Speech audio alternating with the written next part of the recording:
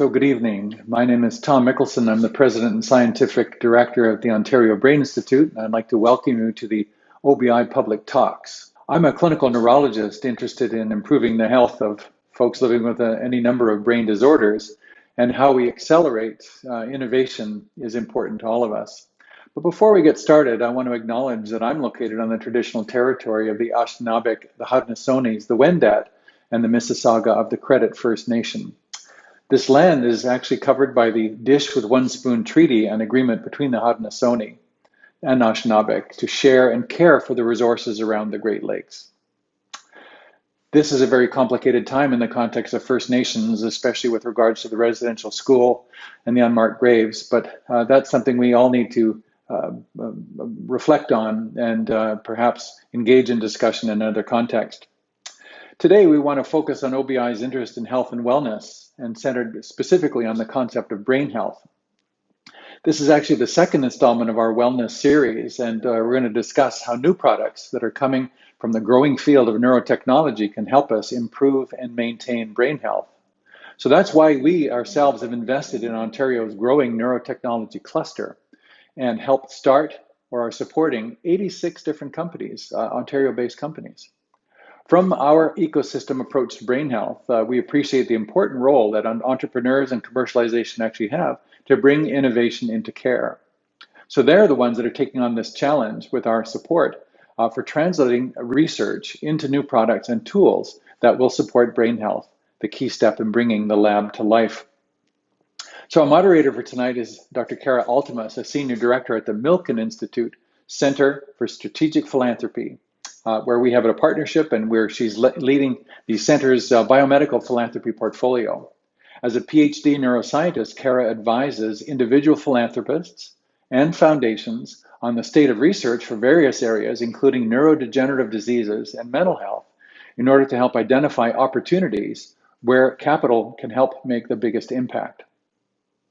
But first, I'd like to introduce and invite Dr. Diane McIntosh, who is the Chief Neuroscience Officer at TELUS, to provide a few opening remarks.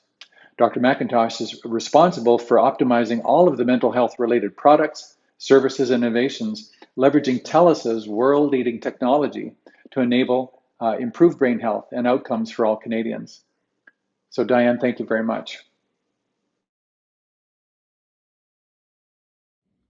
Our mental health is something we have all become acutely aware of during the pandemic, and Canada is in a strong position to make a positive impact in this area. Research is rapidly advancing our understanding of the brain, and across Canada, energetic innovators are translating these ideas into tools and services that support better mental health. Ontario's emerging neurotech cluster is a strong example of this entrepreneurial spirit. Like OBI, TELUS shares a mandate to support the innovations that enable the health outcomes of all Canadians. We are optimizing our mental health products and services as we strive to improve the quality of care and increase the number of treatment options available to people living with mental health challenges. This is especially important now. One of the most effective ways we can manage our mental health and wellness during physical and social isolation brought on by the pandemic is learning how to be mindful. Over the last few years, there has been an explosion of apps, headsets, courses designed to support our mental health through mindfulness. However, learning how to navigate this crowded space and find the best products can be daunting. My hope is that tonight's discussion will provide you with insights and perspective to help you better understand the field and make more confident decisions. You'll hear about the challenges and opportunities from experts working on the front lines of neurotech. I hope you find their comments will leave you inspired by how rapidly this field is advancing, but also perhaps humbled by how far it is left to go towards our shared goal of improving the lives of individuals living with brain disorders. Thank you. Mute. Pardon the delay. I'm Cara Altimas, your moderator. Thank you for joining us tonight. I was through introductions. We're going to do them again. So with that, to start us off, I'm joined by 3 experts, and we'll be discussing neurotechnology and its importance in brain health. First, I'd like to introduce Dr. Caroline Montojo, president of the Dana Foundation. Caroline is interested in strengthening neuroscience's positive role in society through public engagement on emerging topics in neuroscience and neurotechnology. Second, Zach McMahon, CEO and co-founder of LUCID. LUCID creates evidence-based therapeutic music experiences personalized through AI to help reduce stress, combat anxiety, and improve health and wellness. And finally, we're joined by Dr. Bechara Saab, CEO and Chief Scientist at Mobio Interactive, a digital therapeutics company that develops and commercializes clinically validated software to enhance human performance and help prevent, measure, and treat mental illness. Okay, since I got to do that 2 times, we can dive into this conversation. I want to remind the audience that this is really intended to be an interactive conversation. So we encourage you to send in your questions. There will be a slide in a moment showing Twitter handle and email address that you're able to communicate with, and treat that as your microphone if we were all together in an auditorium. We're excited to get those questions.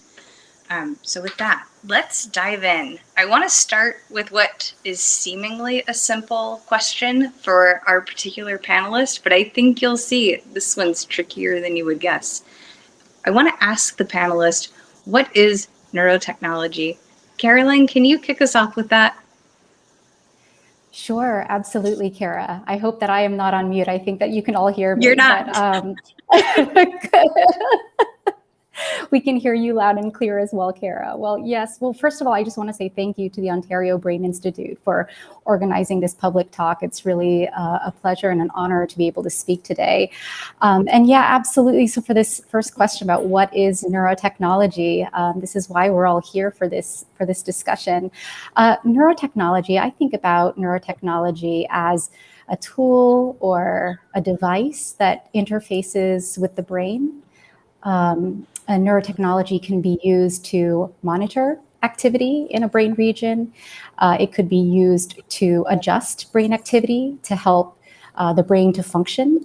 And so there are a lot of different uses for it. And I think in terms of treatment, we're especially seeing this in different examples. One of the primary examples that many are aware of, I think, for movement disorders is for deep brain stimulation. And so this is one example of a neurotechnology that can help to adjust brain activity to help overcome some of the symptoms of movement disorders like Parkinson's disease and essential tremor. So that's how I think about neurotechnology, as this interface. And I would also love to hear from the other panelists about their views on neurotechnology. Absolutely. Zach, let's jump to you and hear your perspective on how we define and think about neurotech.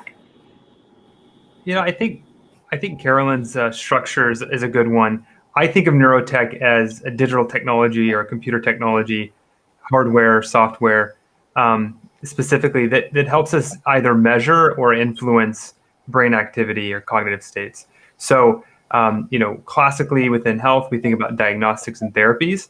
And I think neurotech's either going to help us, understand what's going on in the brain or help us have some control or influence or nudge over what's going on so that we can, improve brain health and help people. Exciting. Bechara, as we switch to hearing from you, I'd be interested to hear your perspective on how neurotechnology can play a part in our care and well-being today. Well, the definitions of neurotechnology given are very, very accurate. The only thing I would add myself as a neuroscientist is that essentially anything that you experience affects your brain. And so the key thing about neurotechnology is really that it does so in a way that we understand. We have some idea about how the influence is happening or what the signal is that's coming out. So there's a level of sophistication to that interaction which supports neurotechnology and the iterative development of more advanced forms of neurotechnology. One of the best ways that it can be used to improve brain health is by stimulating or by suppressing, but by controlling which neural pathways are active at what points in time, because we essentially are what we think inside of our brains. And so having influence over that, as Zach pointed out, is really how we go forward with neurotechnology as a means of improving brain health. Super cool. We've talked about what neurotechnology means today. I want to shift gears and say, let's go 10 years out. So all within our lifetimes, but far enough to be a little different from now. Caroline, where do you see the landscape of neurotechnology moving in that 1 decade timeframe? Yeah, thank you for that question, Cara. It's really a fascinating one. And I think, as you highlighted, it's also a very exciting one as we look to the future. I should also mention that I come to this discussion with a slightly different perspective because I'm not a technology developer myself. I am trained as a neuroscientist, but I now exist in the world of philanthropy. So thinking about how we can best support neuroscience's positive role in the future. And so I bring that sort of lens here. What I have been seeing in the neuroscience field is that there are many large-scale national investments that are taking place into neuroscience discovery and technology. And one of the exciting developments in these technologies is the emergence and the convergence of data sciences, artificial intelligence, and machine learning. And so that's providing the opportunity to use these technologies in really new ways. So just going back to that deep brain stimulation example I provided earlier, one example coming from the US Brain Initiative is something called closed loop deep brain stimulation. This is like a next gen of that same technology that's been used for some time. And in this case, machine learning can be used to help to titrate the activity that's delivered to a patient based on the activity that same technology is reading from the brain. So this is almost like that personalized medicine type of approach. And it's these developments in data sciences and machine learning that are really helping these technologies that interface with the brain to be optimized. I would also say that that's just one example, but the other panelists today are other examples of neurotechnology that are starting to use these machine learning capabilities. So I think that the future in neurotechnology development, in neuroscience discovery is very bright. I also think that this brings a lot of questions about how we as the public and in society want to be using these really new and exciting technologies. And so that's what I see, I think, for the next 10 years, is this convergence of different disciplines with neuroscience. I love it. Your example of closed loop and linking that to personalized medicine, what I think is so cool there, and we think about personalized medicine and connecting to what an individual needs. In that example, we're also, what does that individual need in that moment? So it takes that personalized medicine to a whole new place. I think it's a great segue to talk to Zach and hear more about what it's like to be an entrepreneur in the industry right now. And if you could share with us kind of what you do and why that matters in the real world affecting people today.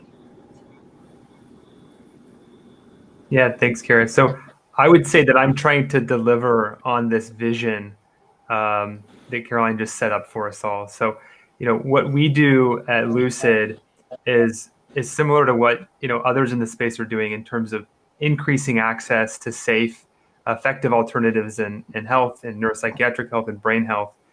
But what we do at LUCID and what I'm trying to do is specifically develop digital therapies that are personalized, closed loop, but also passive. We think passive is important. There's a number of new things coming out and that have come out in the space, such as mindfulness, that take a good deal of effort for people to pick up. When we got started, we were looking at cohorts of people that really didn't have any effort left in them. And so we wanted to to use the literature, the evidence that suggested that music was therapeutic, but really extract that and take it to the next level. And that was really evident for us. One of the earliest proof of concepts we did was with a large health system in the US.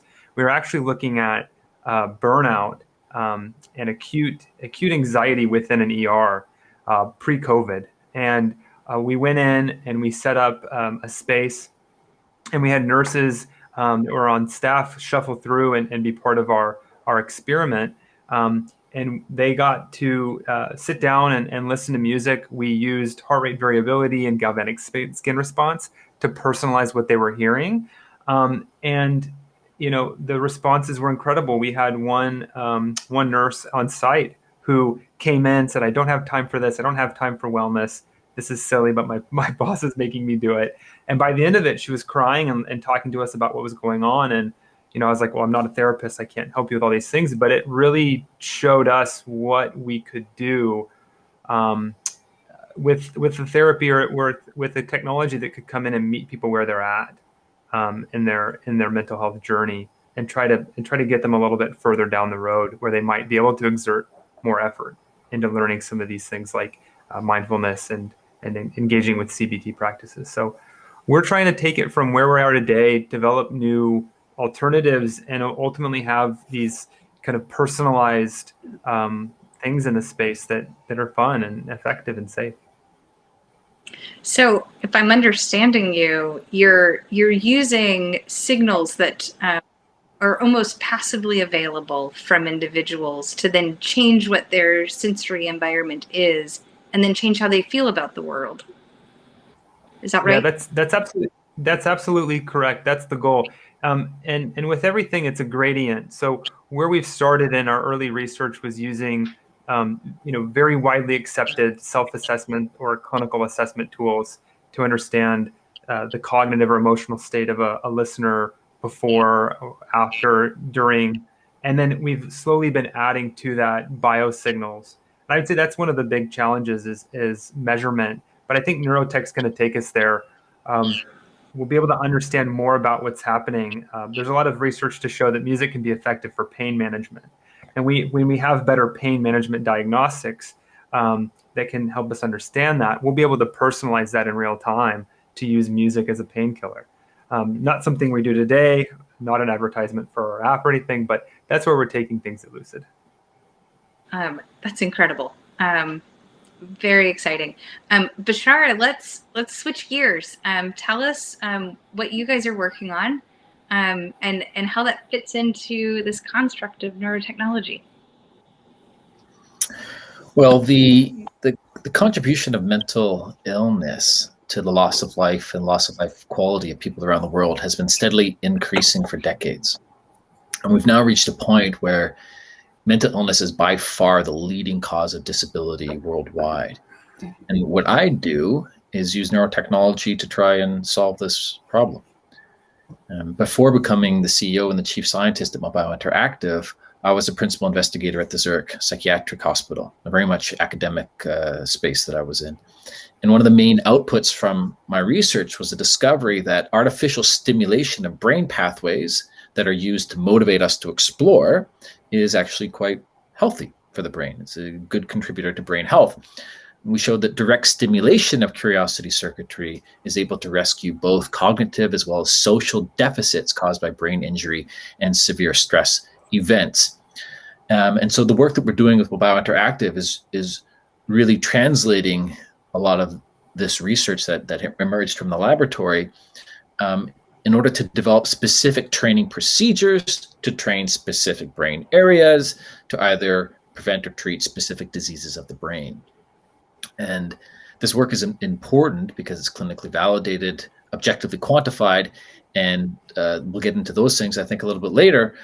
But it's also very scalable because we deliver everything through the mobile phone. And the global mental health problem is so big. The only effective and scalable solutions are really going to be able to have any hope of addressing the problem at the scale that it's really at. It's such an important point as we think about scalability, accessibility. We actually have a question already coming in from our audience that I think is a perfect fit in right here. Someone notes that, especially this year, I think we all know that work and life are an additional stress. And someone is asking, when work is so stressful, what tools are there that are available that can help manage anxiety? And I know that you guys are working on some of these things, but as you look for things out in the world, what do you look for? Well, I think, at the very top of this discussion, there was a mention about how mindfulness can be leveraged, and that's very true. Mindfulness, although it's a very, based on very ancient practices, actually has a huge amount of research behind it now that demonstrates how it can be effective, particularly for anxiety disorders or work-related stress. So the question is, how do you get access to stuff that's truly effective? Because evidence already shows that not every meditation out there is the same or has the same ability. So, I recommend picking things that have clinical validation for them. And particularly you want to look for words like clinical trial, placebo, right? You want something that's ideally beaten placebo. You want to look for things that allow you to measure, ideally the impact on you directly. And then, there's going to be some effort involved. So I think as Zach mentioned earlier, there are some people that have no more effort left in them, but if you have some effort, use it, because that's how you're going to make your body healthy. That's how you're going to make your brain healthy. Same thing. Perfect. Well, thank you so much for sharing, and in real time as we get questions from the audience in. Switching gears a little bit, Zach, as an entrepreneur, what are the challenges you face when developing new products, and in particular thinking about a field that is just moving 1 million miles a minute right now? Yeah, it's a great question. I would say that the thing that limits us the most is good measurement.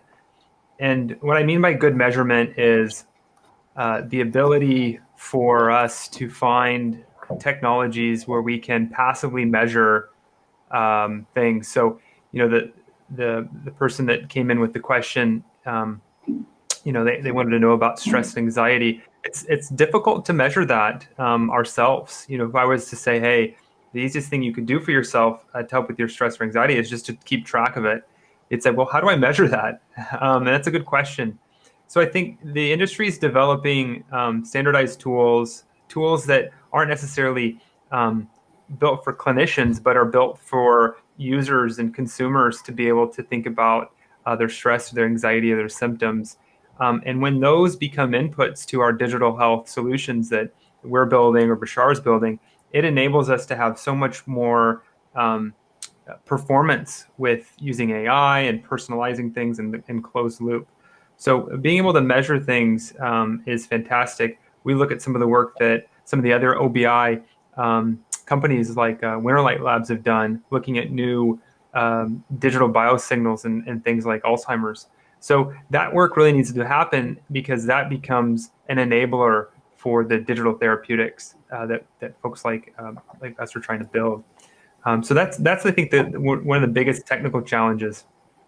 From a market perspective, there's a huge challenge in that there are folks that are doing randomized controlled trials with placebos for their digital tools, but the market hasn't evolved to accept a lot of these things as treatments. The world's built for drugs and providers, and not for digital interventions that, while they're much more accessible and they provide a lot of value, a lot of the health payer systems in the US and even in Canada aren't quite ready to ingest those just yet. So that limits access, and therefore also kind of decreases incentives in the space. So these two things, as they become more unlocked over the next 2, 5, 10 years, will just become a catalyst for innovation in neurotech.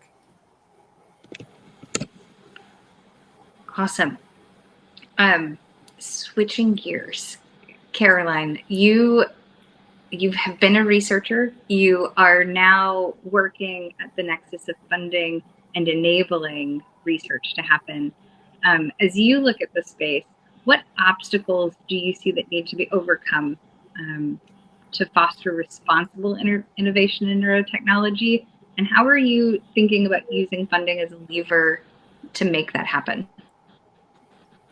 Yeah, thank you so much for that question, Cara. I think that when we talk about responsible innovation, essentially what we're boiling that down to is that we hope that neuroscience discoveries and technologies can be used in a positive way in the world. And so when we think about some of the obstacles, as you mentioned, I think that there are a few challenges that face this ability to responsibly innovate around all of these new exciting technologies. I think one of them, which we've actually seen quite a bit of development in over the past, say, 20 years or so, is being able to have a foundation of education and engagement and awareness of what the brain is, what these new neurotechnologies are. I think that having pathways for effective science communication, the ability for scientists to communicate with the public. I know that as a scientist myself, this was something that was very important to me to try to figure out and cultivate. How do I talk about my science to different sectors of the public? I think one example of an effort actually comes from the foundation that I work at, which is called the Dana Foundation, which sponsors this global education and awareness campaign called Brain Awareness Week. It's actually available for people all over the world to be able to apply for. And this helps to foster education about the brain, sometimes on these very frontier topics like new neurotechnologies. So I think that that's one of the challenges and opportunities, is having that awareness of what the brain is and what new neurotechnologies are. I think another aspect here that I would love to see in the coming years is having more ways to engage with the public, to actually hear how different sectors of the public want to use new neurotechnology.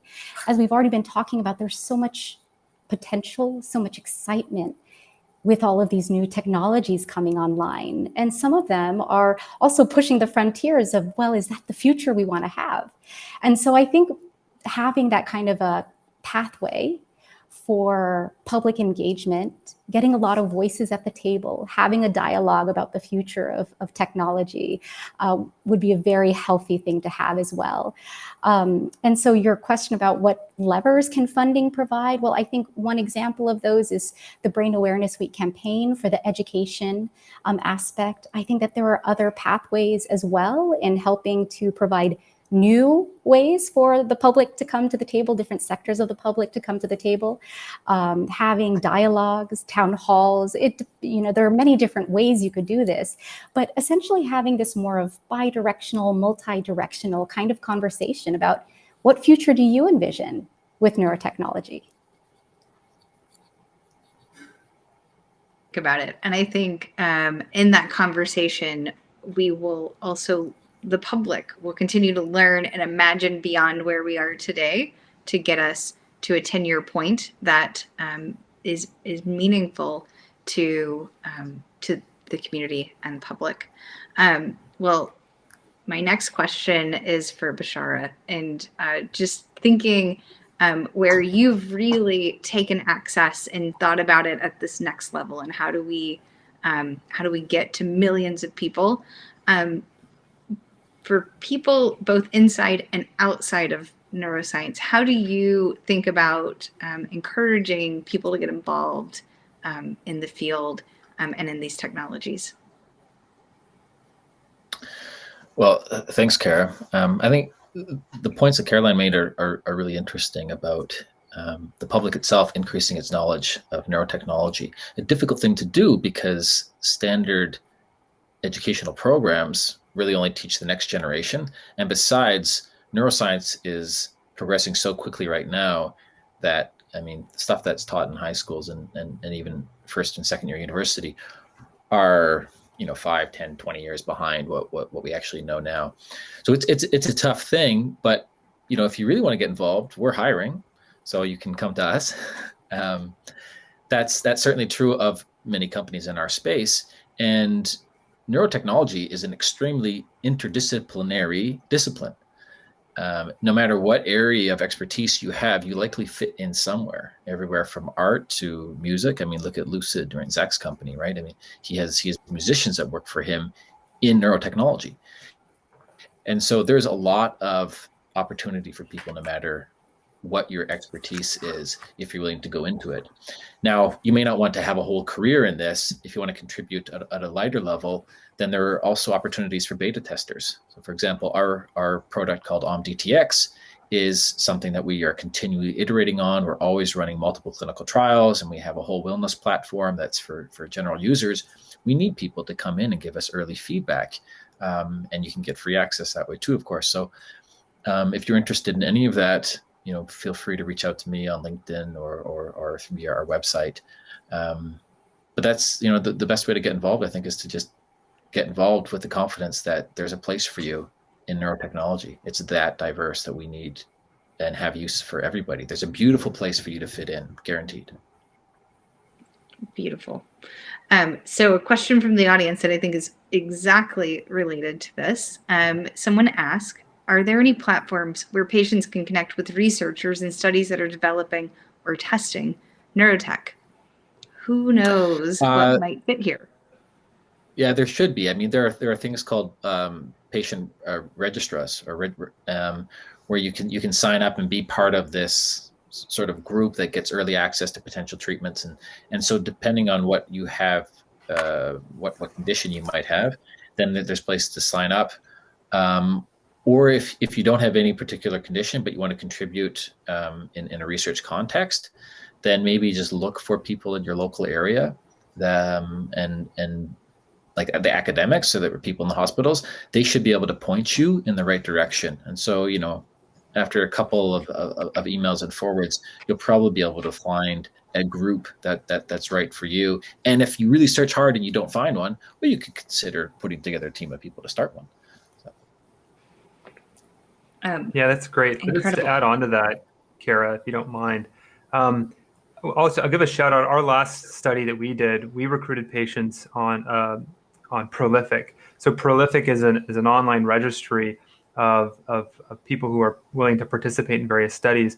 We were able to pull from that database, kind of anonymously, people who had an anxiety disorder and were treating that with medication. So we were able to, at the beginning of COVID, pivot from in-person trials at a university to all digital trials. So if you had signed up with Prolific and provided them your details, you'd get an email saying, hey, there's a researcher looking to do a study and you fit the bill.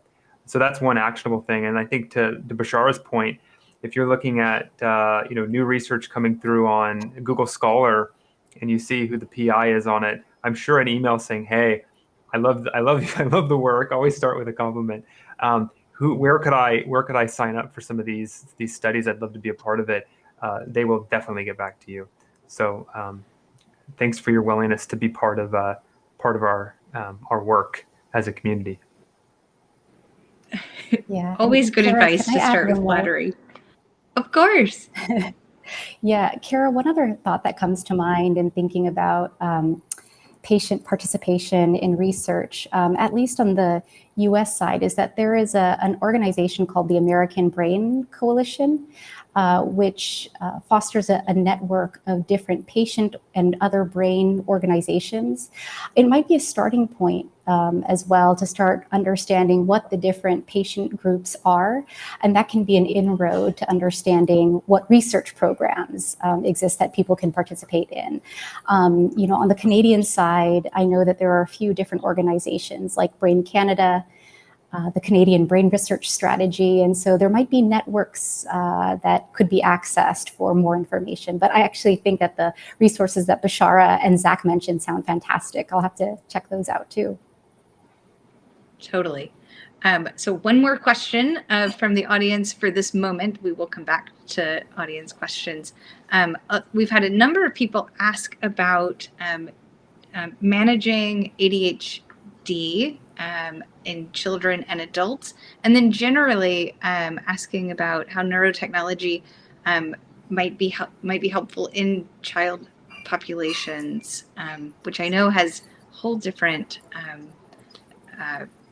things to consider beyond how we engage with adults. Does anyone have any immediate thoughts on? I can mention. Go for it, Bechara. Bechara.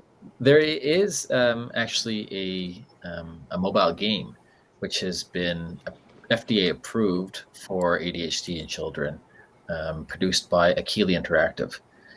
And so at least the FDA has taken a look at the data that they have established clinically and decided that this is something safe and effective for the treatment of ADHD. And that's this little game. It's kind of like Mario Kart, but it has like a personalized and iterative way of building itself. I don't know all the details, but there are things on the pipeline that are coming along. Some courses are available also for mindfulness training in ADHD. It's not something that we've engaged in as a company yet, but I think there is some potential there.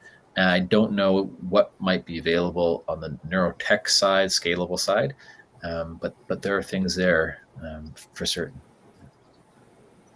Okay, so I'm gonna take the reins again, and I want to shift gears and talk about clinical validation and effectiveness, because as we navigate any kind of technology or tool to help with our mental health or wellness, we want to make sure that that will be impactful for the people that are using it. So I'm curious to hear from you guys, with such a crowded space as was introduced at the beginning. How do we think about using our methods of clinical validation here? Zach, do you have initial thoughts? Yeah, my thoughts on this topic, I would like to see us as consumers and users demand more from the companies that we work with in neurotech, whether they're, startups or scale-ups, and a lot of companies offering consumer solutions in health and wellness will advertise online and social media. So for those of you on the call here, reply in the comments and ask these companies, where can I see your data? Where can I see your studies and things like that? In the reviews, ask for these things, and that's how you get the results the fastest, is when we as consumers start to demand that transparency. We get it in our food and our diet when we go to the store, right? We can look on the back and see what's in it. The industry hasn't evolved to do that yet, either from a regulation standpoint or a self-regulation standpoint. So you can't necessarily trust, evidence-based or validated or science-backed. You have to dig a little bit deeper. And so I think that the industry is going to come along. Things like the Digital Therapeutics Alliance is doing a lot to encourage self-regulation in this space.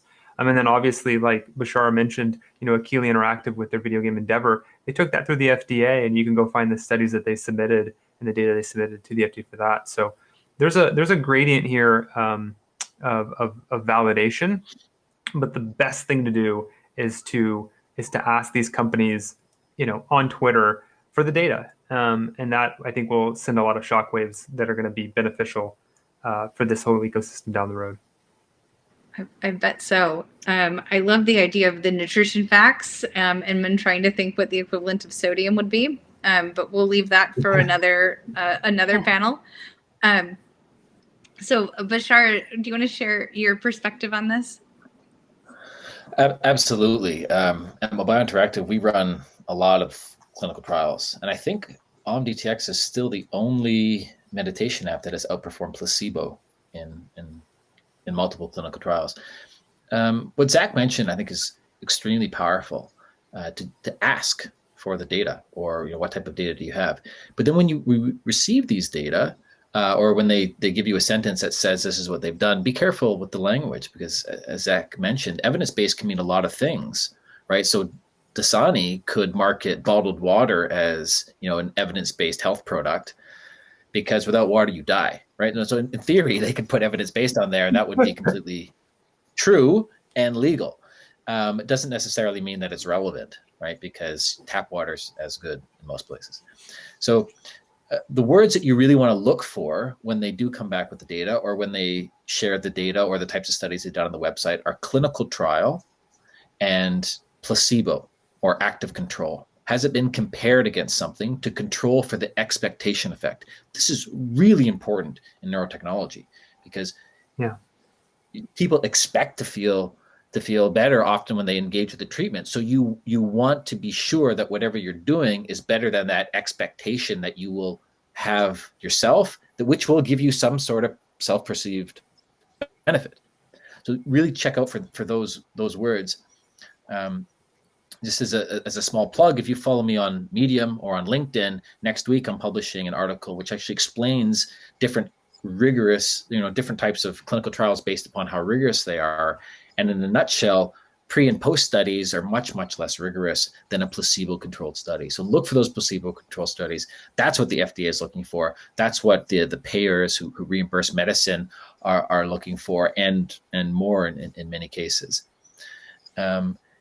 And so this is a very simple way that you can arm yourself to make decisions on your own, right? You don't need to be a neuroscientist to look for those particular words. And as Zach was alluding to earlier, the industry is changing. The products that LUCID makes, and he's a product called Vibe, this personalized music therapy, or OMDTX that we make by Mobio Interactive. This is in a space called digital therapeutics. And digital therapeutics are emerging into becoming a regulated form of medicine, which means that an OMDTX will soon be approved for chronic stress conditions, as well as anxiety disorder, and we have a whole pipeline of indications in brain disorders that are underway.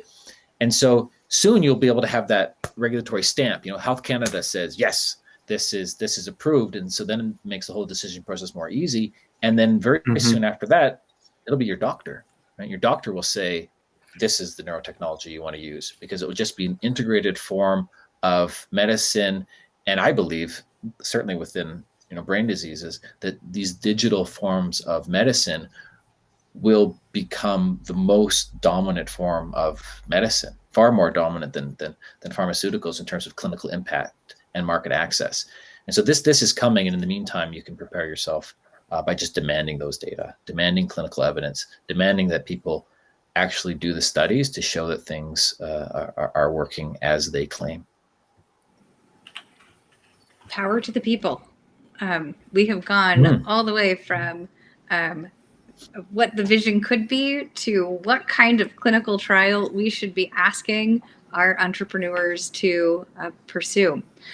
Zach, I hear that we have a demonstration of your app that we can dive into here. If that's still true, I think it would be really valuable. A little bit of an intermission here. That's great. Give me just a second. I'll pull it up and we'll do that. So to demonstrate for everybody on the call how our products and services work, I've got this kind of use case here of a person that has a kind of moderate to high anxiety, and we're looking to de-escalate that with music. So on the left, you see a current state.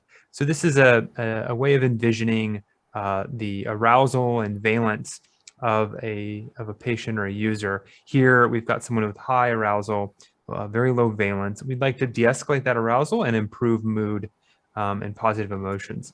So we're going to send this data on the goal state and the current state off to our prediction service, and it's going to pull the music that it thinks has the highest likelihood to move the user along this journey from high tension, high anxiety to a more relaxed state. And so what it's doing is it's picking that music out that kind of matches where the user is. And then over time, as we listen, the music will change. It will become a little bit more positive in terms of emotional qualities. And that's all data that we've collected in-house from over 50,000 users who kind of train this system on what these emotional qualities are. And in the middle, we've got the biometric arousal. This is giving us a sense of our actual reduction in arousal for the user. So if we're seeing that de-escalate and that orange bar come down, we know that we're being successful. If it's not, then we need to kind of figure out what music we should pivot to. The prediction service made a bad prediction. We can learn from that and make a better prediction next time.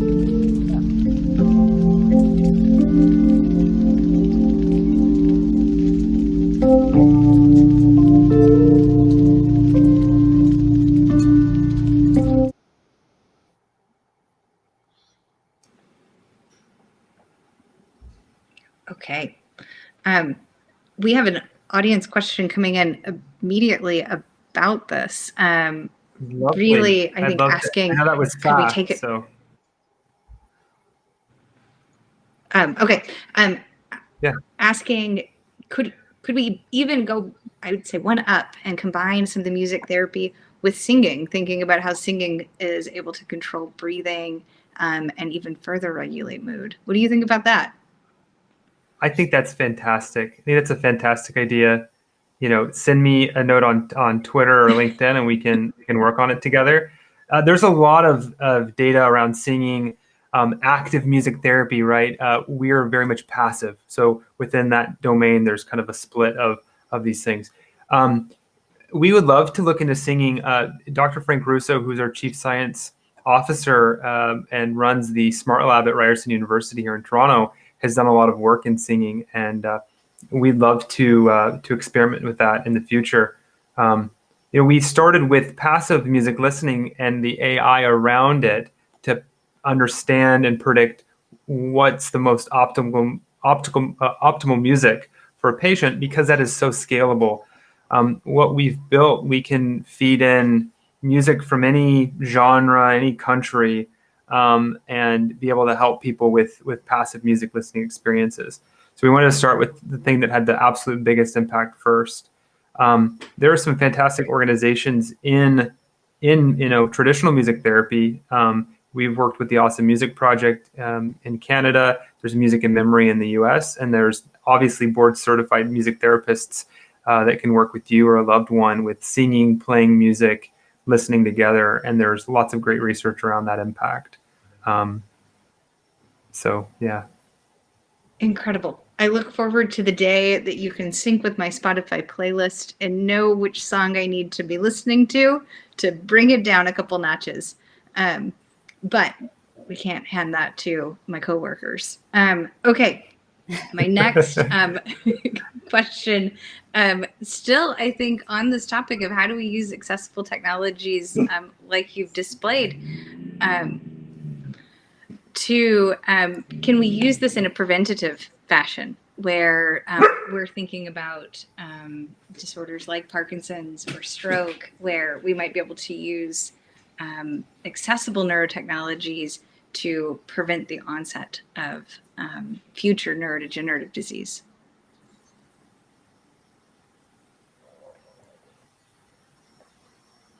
Yes. I'll chime in. Go ahead, Bechara. Bechara, do you want to start? No. Zach, you go ahead first.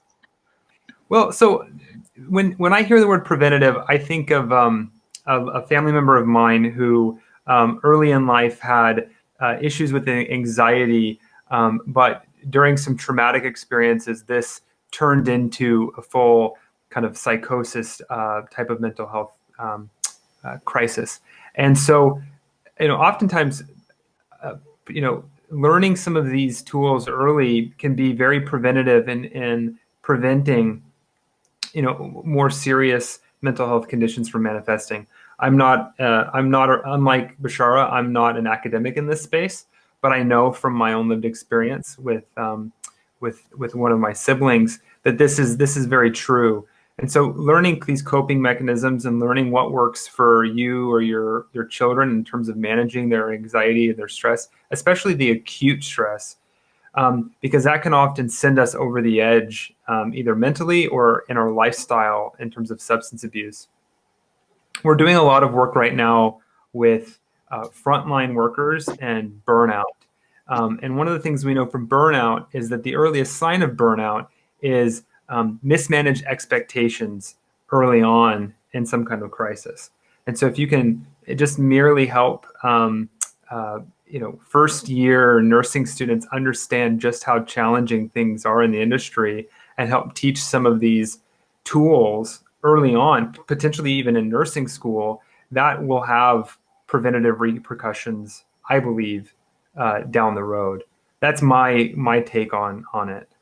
Bechara, what were you thinking?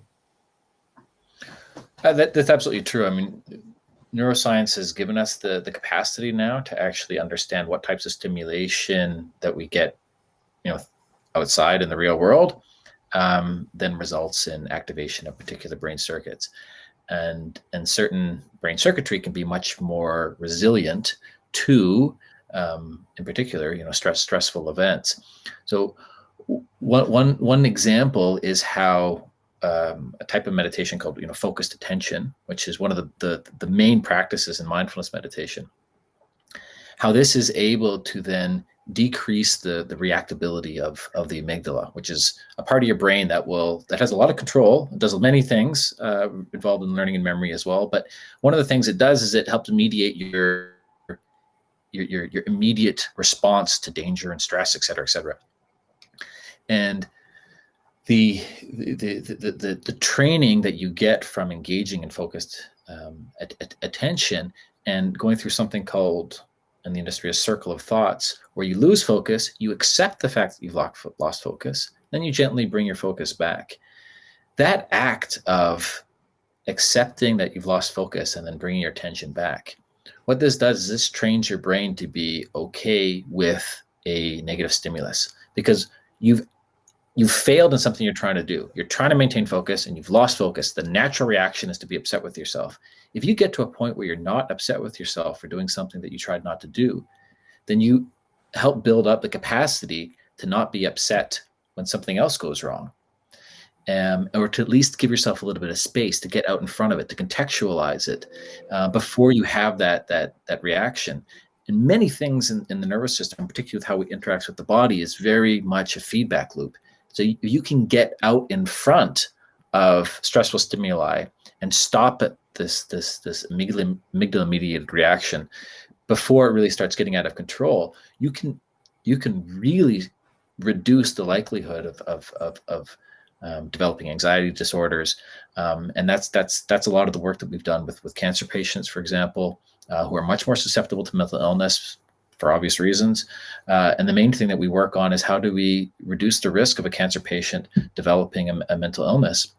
And it's really preventative measure. What needs to happen in the industry is for preventative medicine to become a real integral part of the healthcare economy. Right now, there's so much focus, I think we all understand, so much focus on the treatment. Once you get sick, okay, we'll do anything to help you get better. But it's actually much more cost effective. Governments are realizing this now, to get out in front. And this is true at a societal level as well as a physiological level. If you can address something before it becomes a big problem, this is true of weeds in your garden, right? If you take out a few small weeds in your garden, or you set up your garden in such a way that weeds don't grow, you never have to worry about the weeding.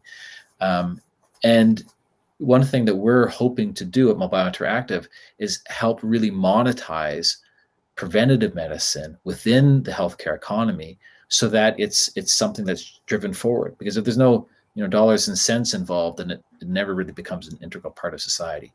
And there's a huge future out there for sure. Absolutely. Well, I hate to note that we are almost at time. So before we actually end this conversation, I want to go back around and ask each of our panelists what you would like our audience to take away from this conversation tonight. Caroline, I'd love to start with you. Yes, thank you so much, Cara. This has been wonderful to have this conversation and to have this round the table participation and these questions from different members from the public. One thing that I do want to highlight as well, as much as we're talking about the frontiers of neuroscience and neurotechnology, just because there were a lot of questions from the audience today about care, treatment, stress, anxiety, ADHD, is also not overlooking the pathways of therapy as well. We think about neurotechnology, and we've been talking about tools and devices that interface with the brain, but also just a reminder of these paths of therapy that include different kinds of therapeutic tools like cognitive behavioral therapy, dialectical behavioral therapy. And so just also a reminder there that there's a lot of technology, but let's also remember the different tools that we have available from our providers, even as we have that forward-looking view. So I think one of the things that I just like to share with different audience members today is this aspect that we were talking about earlier of staying informed, right? These different pathways to do that. I talked about one that anybody could get involved in, really. It's called Brain Awareness Week. You can look that up online. You can apply. There can be activities that your children, others participate in to learn more about the brain. I would also encourage staying informed through the kinds of paths we talked about earlier, volunteering for research projects, research programs, and also staying engaged with the new developments that are coming out from these investments in brain initiatives. And so there are a few websites that I provided that may be of help or of interest to members of the audience. Wonderful. I think the idea of staying engaged it's good for all. Bechara, what do you have to share with the audience before we wrap up? Well, it's been a great discussion. Thanks, Cara. And I appreciate all the questions coming in. I'm happy so many people have showed up. The thing I would say is, when you want to engage with neurotechnology in terms of improving your own brain health or the brain health of the people you love or your patients, get into the mindset that what you're looking for is medicine, right? We don't choose our pharmaceuticals based upon the color or the shape or the size or the taste of the pill, right? We couldn't care less about these things largely. What we really care about is, what is the evidence here? What is the risk? And can this really do something? What are the chances this is going to have benefit for me? And so as you engage in neurotechnology, look for things, like really take the time to try to find out, what's the clinical validation behind this? Does that fit with who I am or who my loved ones or patients are? And can I actually measure? Because that's a great thing about neurotechnology that you don't get from pharmaceuticals, is that you can very often, with many of these products, measure on yourself what the impact is in real time. And if that's something that's available, then it's I'd say a better option to try. So that's my thing, is when you search and you engage, think of it for what its real purpose is. Pay attention to that and have that being part of what's in your mind and your mindset as you explore and have fun. Okay. And Zach, last word for the evening. It's incredibly hard to follow Bechara and Caroline. If you just do what they say, that would be great. I think, I'll go back to what I said earlier, just with one note, is there's a lot of power in being a consumer. And ask more of the companies that you work with and that you talk to, and the products that come to fruition. Because like Bechara said, the dollars and cents matter. We have to pay great PhDs and engineers to do this work.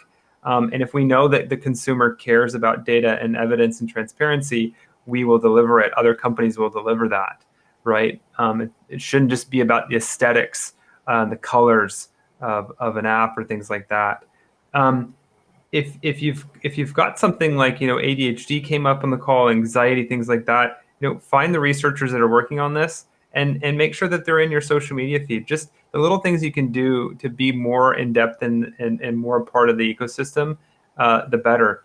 And if you are, I would say, if you've developed a lot of experience in this space, there are startups, that are just getting off the ground at University of Toronto or Ryerson or any of the great universities across Canada that are looking for experts to help them out. So I would say, if you're more experienced in the ecosystem, reach out to some of the young and bright-eyed and bushy-tailed innovators and say, hey, I've got some experience. Maybe I could help you out. And I think it'll be beneficial to the ecosystem. So some unique points there. to leave the audience with. Excellent. Well, I want to thank our panelists for all of your insight today. I extra want to thank the audience for all of the questions. You made moderating easy. I didn't have to think of as much. And really thank OBI. So I hope everyone knows OBI has a number of resources to share on and around this topic. They'll be posted on the screen, but they're also available on the Ontario Brain Institute website. As a viewer, your feedback is extra valuable here, and there'll be a link in the survey chat box where you can share your thoughts on the talks tonight. Overall, OBI public talks are designed to share the latest knowledge on brain health and offer simple tips to manage health and wellness. The current set of talks are called the Wellness Series, and the series explores the brain's vital relationship to nutrition and physical activity, and the neurotech available to help improve our day-to-day lives. To sign up for the next talk in November, you can find a link in the chat box and on the website. I want to thank everyone again for being here, for bearing with me in the first 2 minutes while I stayed on mute, and we look forward to seeing you next time.